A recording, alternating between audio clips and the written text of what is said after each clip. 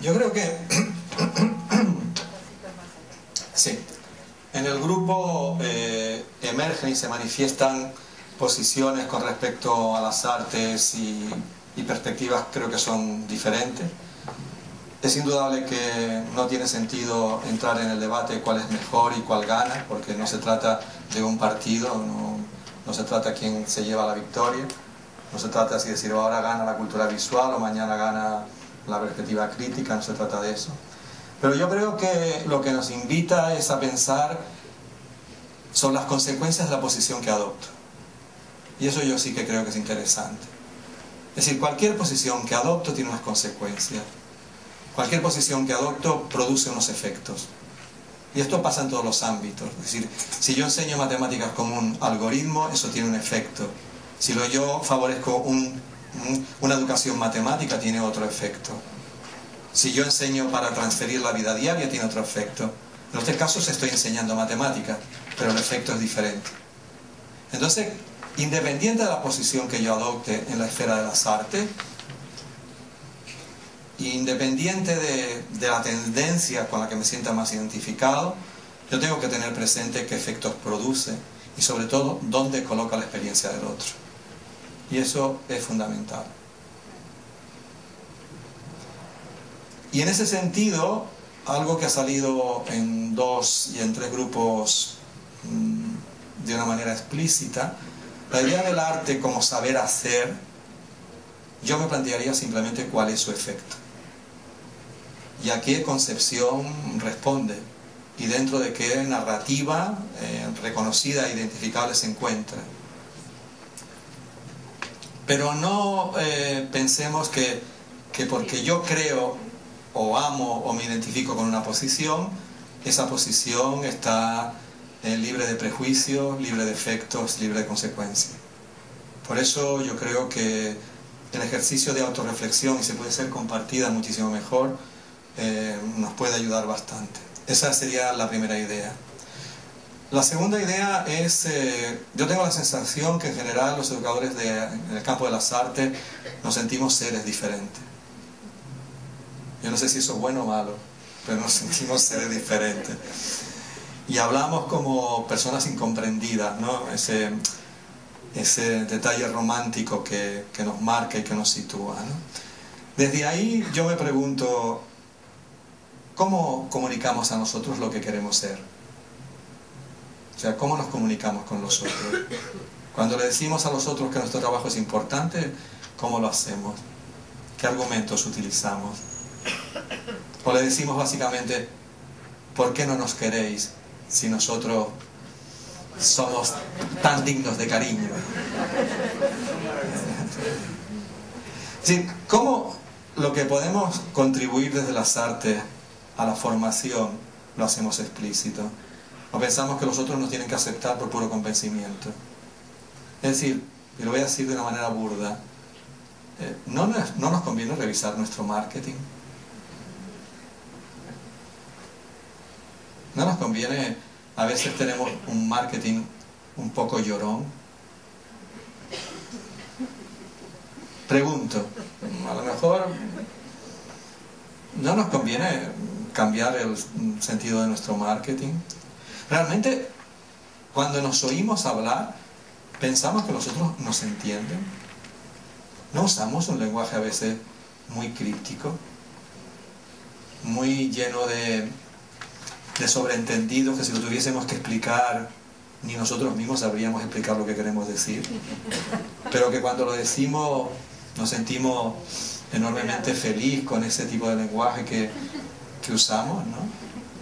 Yo se lo digo con frecuencia a los estudiantes, digo, ya está bien de que cambiemos la mirada de que el arte habla por sí mismo. Ya está bien que nos dejemos de escribir en ese relato. Continuamos pensando que el arte habla por sí mismo. Digo, si no me das pistas de cuál es tu proyecto, yo no te voy a decir nada. Porque lo haces como un acto autoritario que se impone. Y yo me siento incómodo porque me excluye. O sea, soy tan inescrutable que tienes que comprender lo que yo te quiero decir, aunque yo no lo sepa. no tenemos muchas veces un posicionamiento narcisista en exceso con nuestras prácticas artísticas. No queremos que esté el foco sobre nosotros más que sobre el trabajo que hacemos. Y lo planteo como preguntas porque no lo sé, pero me lo ha hecho pensar el escucharlo. Hay una distinción lacaniana que aquí la podemos llevar al terreno de nuestro trabajo, y es cómo transita nuestra profesión entre lo real, lo simbólico y lo imaginario. Y a veces estamos construyendo nuestro sentido de ser docentes desde lo imaginario y nos olvidamos de la esfera de lo real. Y a veces nos conviene viajar del imaginario, de lo que deseamos ser, a lo que realmente somos. Y eso nos puede ayudar, a veces, para situarnos.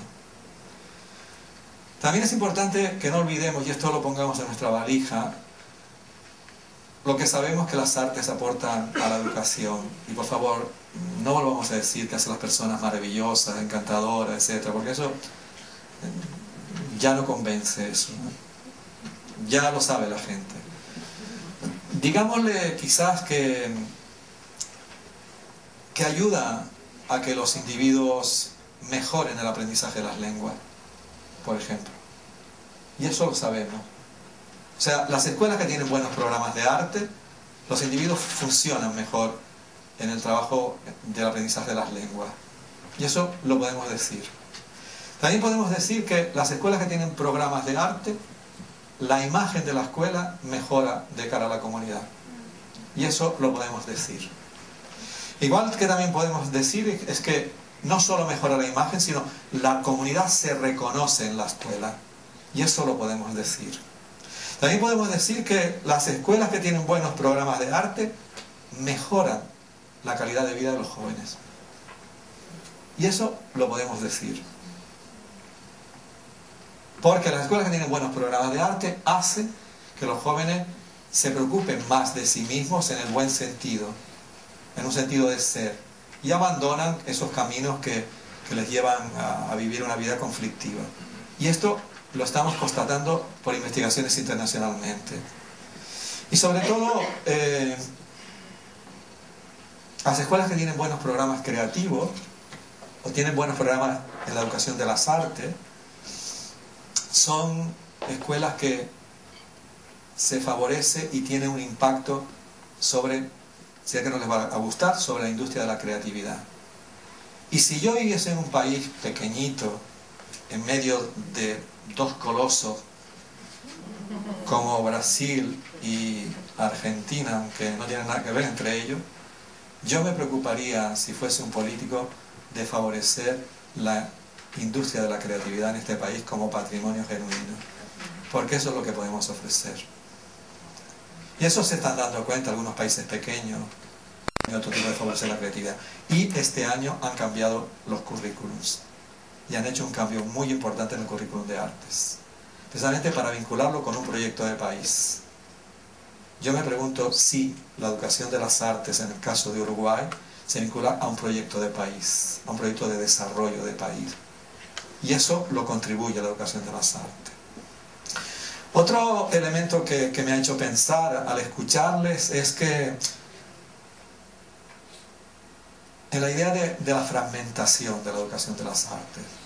Es decir, ustedes son fragmentos de prácticas, de experiencias diferentes, de que casi desarrollan como una actitud de guerrillas, ¿no? Intervienen por sorpresa donde les dejan, van y tal y actúan, ¿no? O sea, lo cual es muy interesante, ¿no?